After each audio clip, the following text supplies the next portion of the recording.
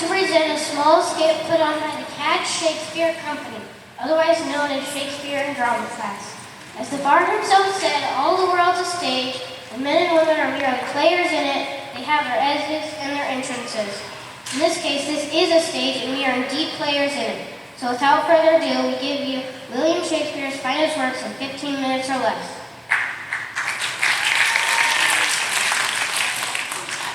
So, shall we, their fond pageant see?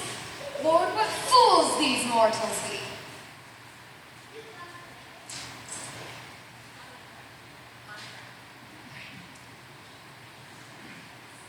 Cowards die many times before their deaths.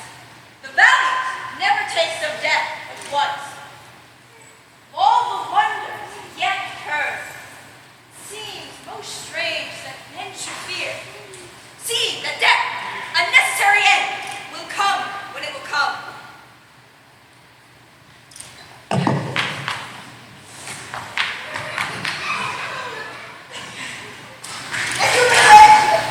Caesar loved me, I weep for him. As he was fortunate, I rejoiced at it. As he was valiant, I honored him. But as he was ambitious, I slew him. There are tears for his love, joy for his fortune, honor for his valor, and death for his ambition. Peace, food, out!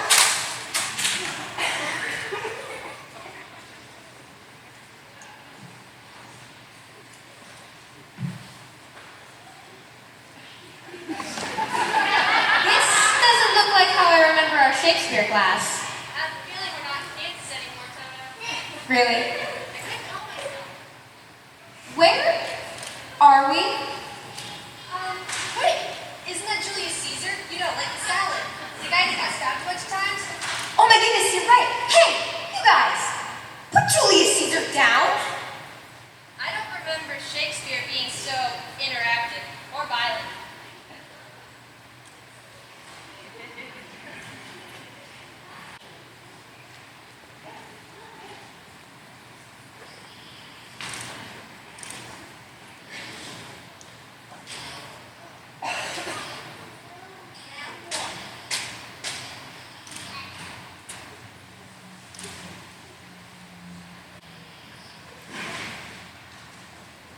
What soft, what light through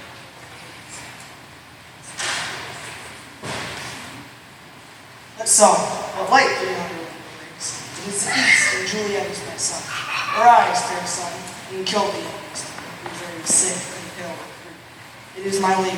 Oh, it is my lady. Oh, that she were. She speaks yet says nothing. What of that? Her eye discourses, I will know too. I am too bold, 'tis not to me she speaks. See two of the fairest stars in all the heaven, the brightness of which the chamber of stars, like daylight doth me. See how she leans her hand, her cheek upon my hand. Oh, that I were above my hand, that I might touch that cheek. Ay me, oh Romeo, Romeo, wherefore art thou, Romeo? Deny thy father and since thy name, for if that will not be that swore my love, then I will not want thee, Capulet. 'Tis but thy name that is thy enemy, thou art thyself, but not Montague. What's Montague? There's no hand nor foot, nor arm nor face, nor any other part belonging to a man. How will be some other name? What is in a name that which we call a rose by any other name that smelleth sweet? So Romeo would, were he not Romeo called, return that deep affection which he owes without that title. Romeo doth thy name, and for that name, which is no harder beast, take all myself.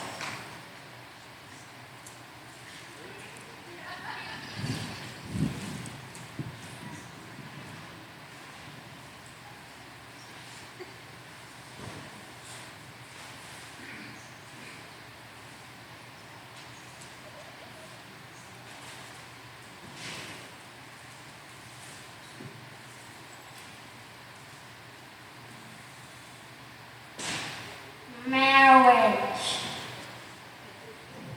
Marriage is what brings us together today. Marriage, that blessed arrangement, a dream within a dream. Well, that escalated quickly. Love at first sight, baby. Wait a minute, what's all this? What just happened? Is she dead? Yes, now hush, Romeo's grieving. Oh, my love, my wife, Death, that hath sucked the honey out of thy breath, hath had no power yet upon thee. Thou art not conquered. Beauty's and sighing's crimson in thy lips and in thy cheeks, and death's tail flag hath advances there.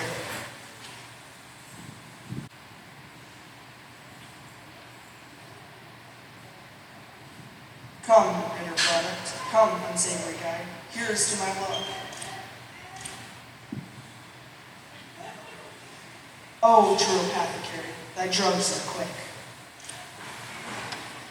I do remember well where I should be. There I am.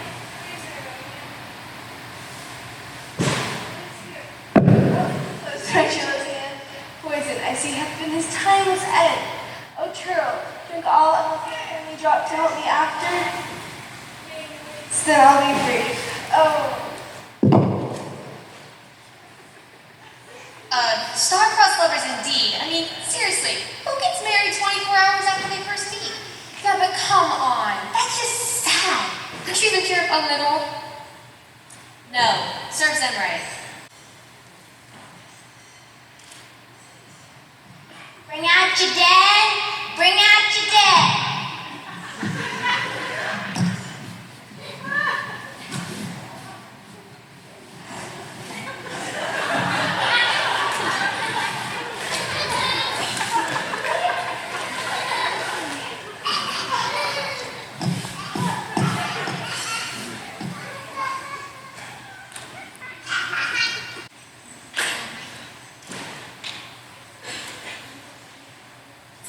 So, what's up with this dude? So, it's complicated. What is it complicated in Shakespeare? So there's a set of twins, right? Viola and Sebastian. I think one of the twins might be adopted. Keep your ideas to yourself. They're twins and they love each other dearly. Since both of their parents just recently died. And now they're shipwrecked and each think that the other is dead. So Viola decides to dress up as a guy in order to protect herself since she's alone in a strange land. She calls herself Cesario and goes to work for this powerful duke, Orsino, who's in love with a woman who cannot stand him, the Lady Olivia.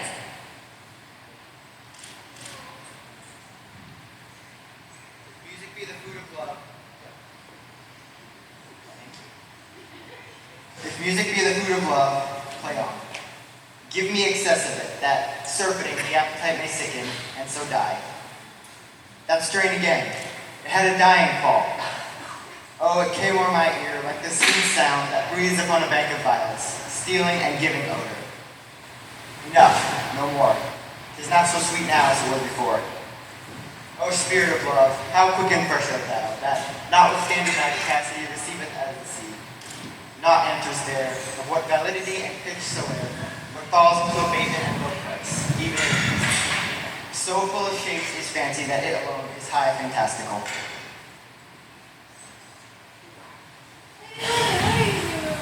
Wait, what? Lady who? My God, Nancy. I thought you looked rather classy. Just roll with it. Don't fight it. You're the Lady Olivia. Act sassy and remember, whatever you do, don't fall in love with the guy in the yellow stockings. Trust me. Okay. That won't be a problem. So it seems that I've lost my co-conspirator for this madcap adventure. I guess I'll have to carry on without it for the moment. Where was I? The Duke Orsino is pining for the the Lady Olivia, who has already told the Duke about 4,000 times that she cannot stand him. Ergo, she's mad and he's pining, but don't worry about the rest of them.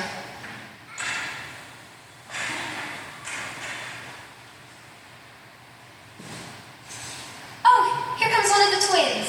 But which one? Well, how could I have heard the things? And the fool should be coming too. Sometime.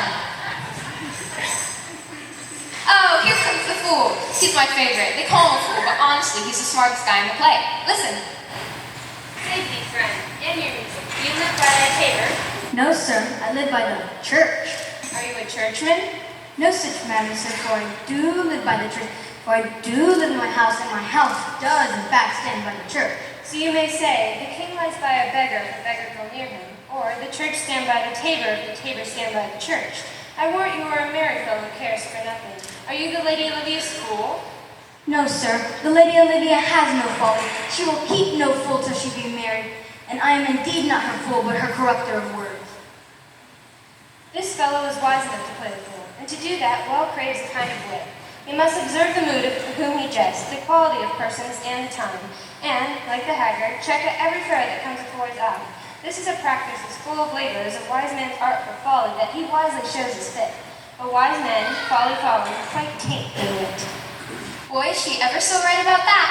The fool plays a rather large part in this folly, but that doesn't come around until later, and sadly we don't have time to see it all unfold. In the meantime, Viola, also known as Cesario, falls in love with the Duke Orsino. And the Lady Olivia, whom the Duke thinks he's in love with, well, she falls in love with Cesario. And then, on top of all of that, Malvolio, the Lady Olivia's butler, who isn't a very nice guy at all, well, he decides that he needs to fall in love with her too. Because, why not?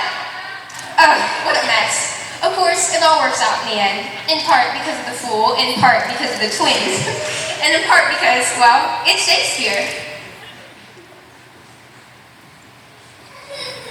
Man, that was crazy. I'm so glad to be back. What was with the Duke thinking of those stockings? I mean, what? And Duke Orsino, could he not get a hint? At least he and Viola managed to figure out that they loved each other. Truly, you have no idea. And that's not even one of the really crazy ones. Just wait. Shakespeare was a pretty creative guy, with a twisted sense of everything. Don't I know that? So what's next? Okay, so who's this? He had disgraced me and hindered me $500,000. Laughed at my losses, mocked at my gains, scorned my nation, thwarted my bargains, cooled my friends, and heated mine enemies. And what is his reason? I'm a Jew. Have got a Jew eyes. Have got a Jew hands, organs, dimensions, senses, affections, passions. Fed with the same food, hurt with the same weapons, healed by the same means. As a Christian is, you prick us, do we not bleed? You tickle us, do we not laugh? You poison us, do we not die? And if you wrong us, shall we not revenge? Jew, wrong Christian. What is this humility? Revenge. Christian, wrong Jew. What should his suffer to be? Our Christian example. But revenge! The villainy you teach me, I will execute, and it shall go hard, and I will burn the instruction! Yes! Preach it, brother! Sarah? What?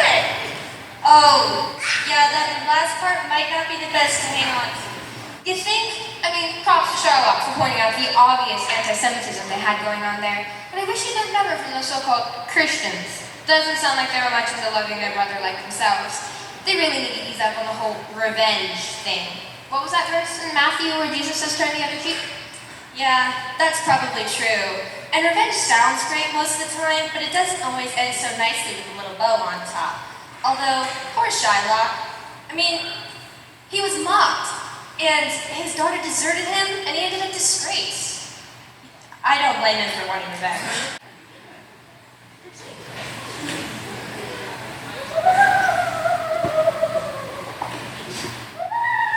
What's with the guy in the sheet? It's a ghost, apparently. Oh, ghost. I think I know where this is going. Who are you gonna call?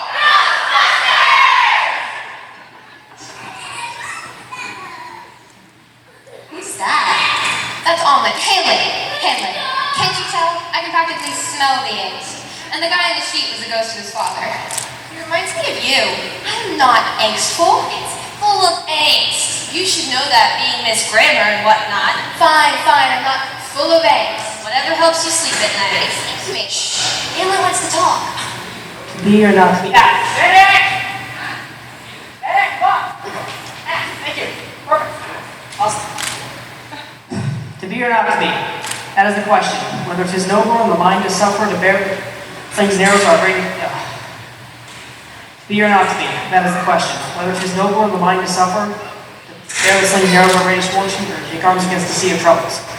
by opposing and them. Die. Sleep. Hey, we talked about this. When I go to stab myself, you don't stop me, right? That's not what I hired you for. Oh, whatever. Am I asleep to save the end, the heartache, and 1,000 natural shocks that flushes air to? 'Tis a consummation devoutly to be wished. To die, to sleep, and we did it again. We just talked about it. To sleep, perchance to dream. Aye, there's the rub. For in that sleep of death, what dreams may come once we have shuffled all this more coil. Let's give us pause. There's the respect that makes calamity of so long life. For who would bear the whips and scorns of time? The oppressor's wrong, the law's delay, and the instance of office. But the dread is something after death, and why do you keep doing this? I interviewed you and told you what you want to. Okay. Okay. I feel like you're missing someone.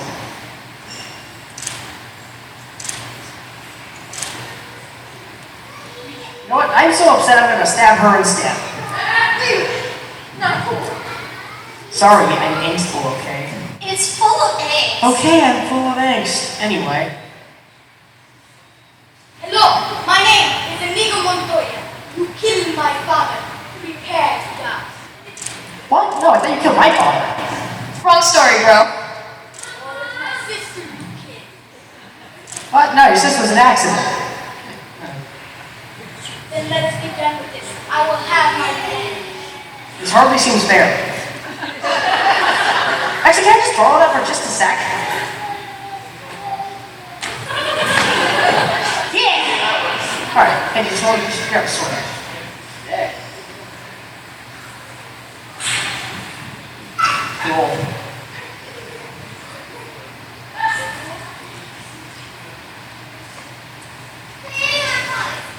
Prince Hamlet, sir! Rosencrantz and Guildenstern are dead. Oh, goody. It's not going according to plan. Maybe I should be sad about this. More people are dying than I expected. Hey, I'm going out to the dollar store. Do you want any, like, Skittles or something? Okay. Okay. Okay. Can I have a Gatorade? Sure. Oh, wait. Dinner right over there later. Thanks. I'm going outside.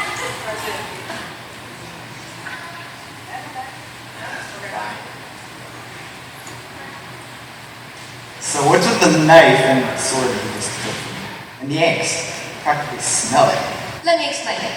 No, there's too much. Let me sum up. Everybody dies in a little less than a half hour. Again. Well, actually, rather more of them die this time. Hamlet is driven mad by the murder of his father and manages to kill himself and pretty much everybody else in his quest for revenge. It's not pretty. So I feel. Yeah. Really, guys? Alright, boys, let's get to work. Sorry about that. You know how Hamlet is.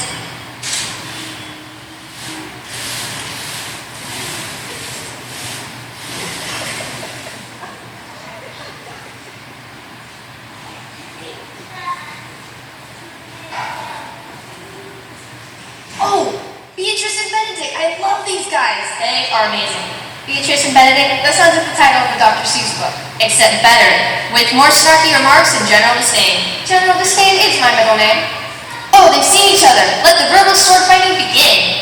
I wonder that you'll still be talking to your Benedict. Nobody works in. What, my dear Lady Disdain, are you yet living? Is it possible Disdain should die while she has such meat food to feed it as in your Benedict? But is it selfless compared to Disdain if you come into present? Then is courtesy a turncoat. But it is certain I am loved of all ladies, only you excepted. But I would if I could find in my heart that I had not a hard heart, for truly I love none. Dear happy Mr. Woman, who else be troubled with a rather pernicious suitor, I thank God and my co-brother when you're here. For that, I'd rather your dog or crow than a man, sir, he loves me. God keep your ladyship still in that mind, so some gentleman or other shall escape a predestinate scratched face. Scratching could not make it worse if it were a face such as yours. Oh, burn! Well, you're a rare pair, teacher. Bird of my tongue is better than just of yours. I would my horse have the speed of your tongue and so good it continually. But keep your way. In God's name, I have done. You're done with James Trent. I know you will. I like these guys. Right? So much sass. Oh, that's quite a lively bunch. Who are they? Okay, so the two younger looking men are Don Pedro and Claudio, two of Benedict's best friends. The old guy is Leonardo, Beatrice's uncle. And those two young ladies right there are Margaret and Hero, Beatrice's best friends. Well, what are they doing? Scheming, our favorite, and they happen to be excellent at it. Essentially, those crazies work together to help Beatrice and Benedict realize that they really do love each other and are meant to live a long, happy life full of many wonderful feuds. And that's basically the plot, amongst other things, because there's always a million things going on at the same time. How romantic. You could say that. Don't over here! What's masters? What's that you say? What's masters? Remember the dilemma? Wait, did I miss something fun? Missed it by a mile. Keep on riding, pal. Pay no mind to us.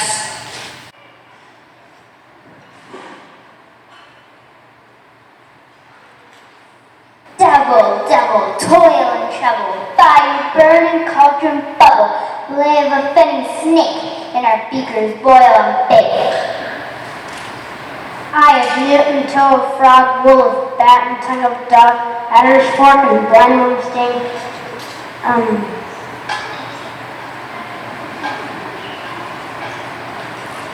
Lizard's leg and howlet's wing, for a term of powerful trouble, boil and bubble. Double, double, toil and trouble, fire, burn, and cauldron bubble.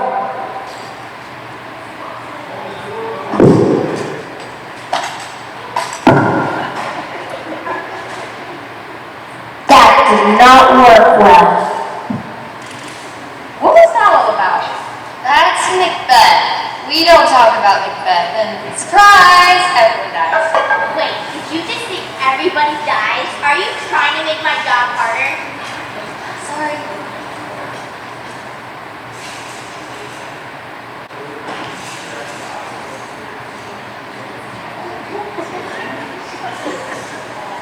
Excuse me for a moment. I have to be very clean. Wait, what? I'll be back. I just have to be to Tanya for a moment. My Oberon is waiting and I must go distracted. Oh. But what's he done? And don't worry about what he's done. He deserves it.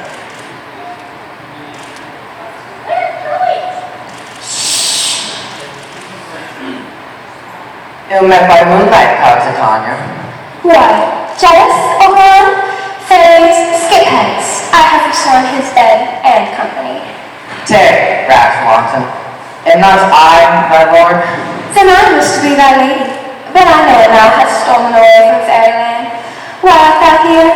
Come from the farthest steppe of India. But that, forsooth, the bouncing Amazon had alighted, to Theseus must be wedded, and ye have come to bring their bed joy and prosperity.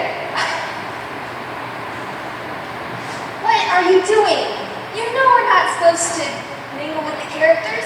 I know, I'm sorry. It's just fairies and glitter. And besides, that one's special. Anyway. Yes. So here we have the most convoluted of Shakespeare's convoluted plays. Hold on for the ride, guys, because it's about to get interesting and sparkly. My gentle Puck, come hither. Once I saw Cupid all armed to serve aim he took and loosed his love shaft swiftly from his bow, so swift as it should pierce 100,000 hearts. Quenched before it made its journey, yet marked I where the bolt of Cupid fell, and fell upon a little western flower. Maidens call love and idleness. Fetch me that flower. I will then drop the juice of it on the sleeping eyelids of Titania, which will then make her fall in love with the first thing she sees. I'll put a girdle round about the earth in 40 minutes.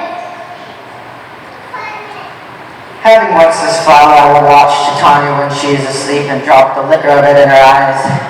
The next thing then she waking looks upon, be it a lion, a bear, an octopus, or chupacabra, she would then pursue it with a soul of love.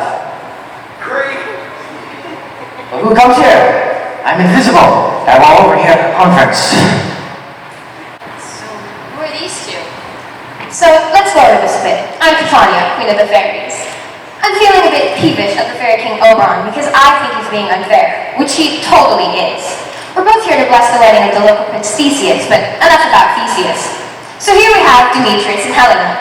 Let's just say Helena is crazy about Demetrius. And Demetrius, yeah, not so much. He's not into Helena. But let's watch them for a moment.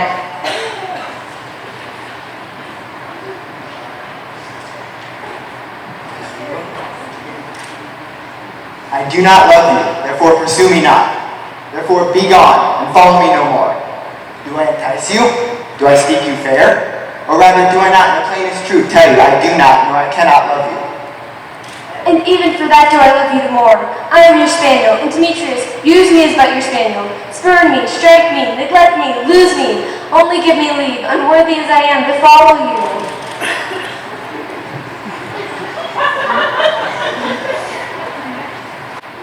This is complicated. Weird. Yeah. Poor Helena. I mean, this is just screwed up. And now we have Hermia and Lysander.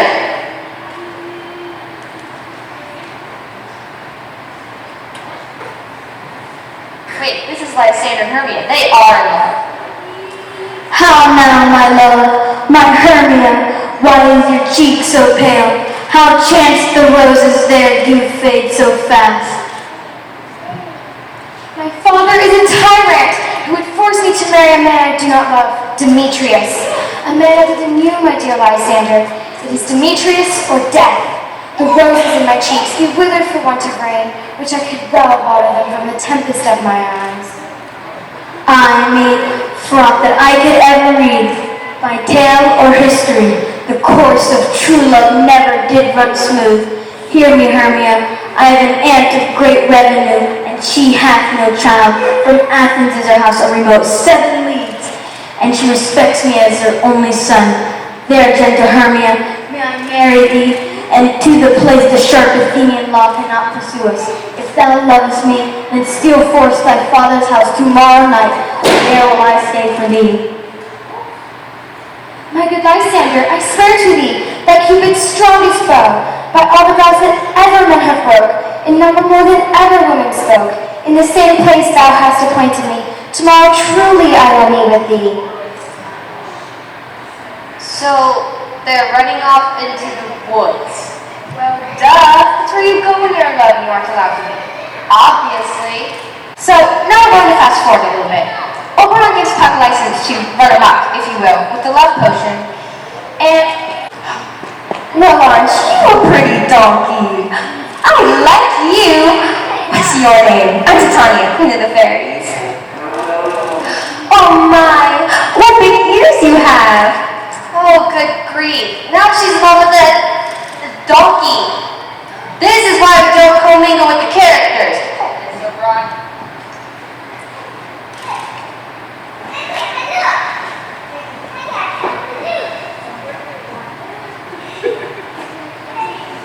Wait. What just happened? Girl, you don't want to know. Sorry, bud. Better luck next time. Well, I guess we better wrap up this crazy charade. Basically, Oberon and Puck managed to figure it out.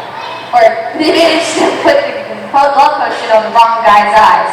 So now, Demetrius and Lysander end up in love with Helena, leaving poor Hermia to fend for herself.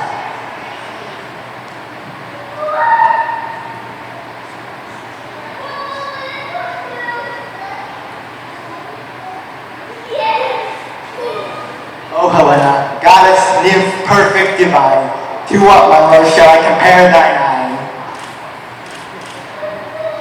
Not Hermia, but Helena I love, who would not trade a waiting for a dove. Reason says, by reason sway, and reason says you are the worthier maid. Never did mockers waste more idle breath. Lysander, why are you grown so rude? What change is this? Sweet love? Their love, out! Tawny Tartar, out! Out! Love, medicine! Do you not jest? What can you do me greater harm than hate? Hate me, therefore, owe me. What news is this, my love? Am I not Hermia? Are you not Lysander? I, by my life, never did desire to see thee more. 'Tis no jest that I do hate thee and love Hermia, Helena.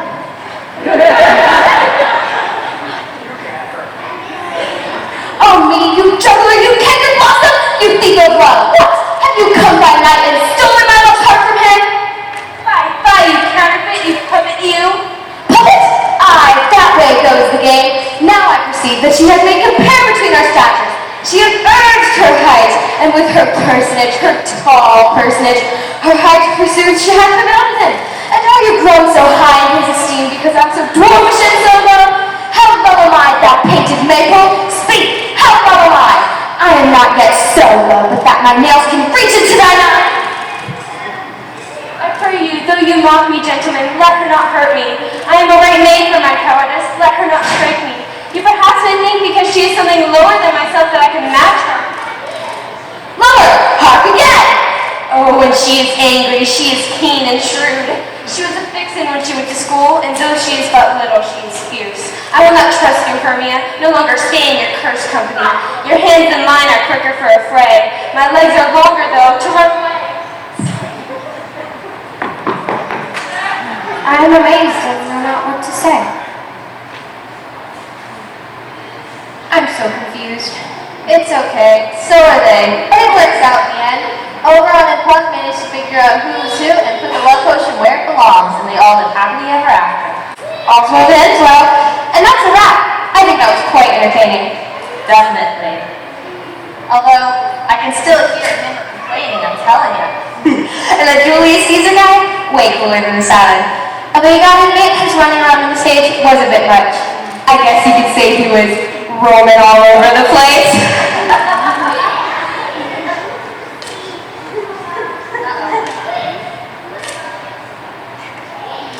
You two and your constant chatter. I couldn't hardly hear myself think. What was my fairy king telling me to do this and that? Make this person fall in love with this person. No, make that person fall in love with that person. Out with you! Your play's over! Where was I? Ah yes, ending the play.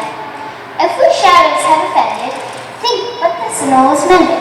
That have you but slumbered here, while these visions did appear, and this weak and idle theme, no more yielding but a dream. Gentles, do not reprehend, if you pardon, we will mend. And as I am an honest pup, if we have unearned luck, now to escape the serpent's tongue, we will make amends, alone. Us pup be a light call, so good night unto you all. Give me your hands, if we be friends, and rather shall restore amends.